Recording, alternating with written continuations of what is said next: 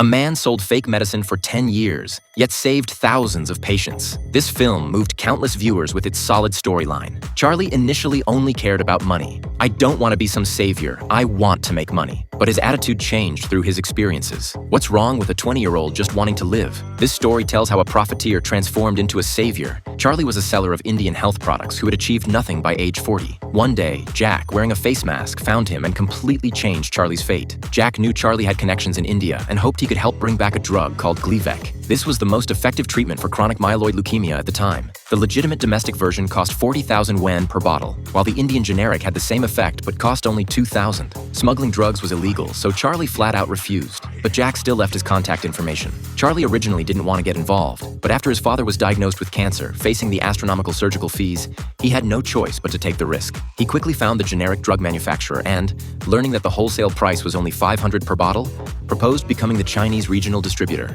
At this point, Charlie was still a profit-driven businessman. The pharmaceutical company owner agreed. When Jack saw the life-saving medicine Charlie brought back, he was too moved to speak. Later, they contacted Annie, the leader of a patient support group. When everyone heard Charlie was selling the medicine for 3,000 yuan per bottle, they thought it was too expensive. Jack was the first to remove his mask, demonstrating his trust in Charlie. Others followed suit, revealing their pale, weak faces. Charlie couldn't bear it and promised to lower the price by another 1,000 yuan. The medicine quickly sold out. To expand the business, Charlie persuaded Mike, who also had chronic myeloid leukemia, to join. Mike was a devout believer in God and initially refused to do anything illegal. Charlie said, "What's wrong with breaking the law to save lives?" Mike eventually joined them. Charlie's business improved steadily. One day, while Jack was selling medicine, Bill snatched 3 bottles from him. Charlie tracked down Bill's residence and discovered he had given the medicine to other patients. Knowing Bill couldn't afford to pay, Charlie had him join the selling team to work off his debt. With that, the 5-person medicine selling squad was officially formed. Due to the affordable price and obvious effectiveness,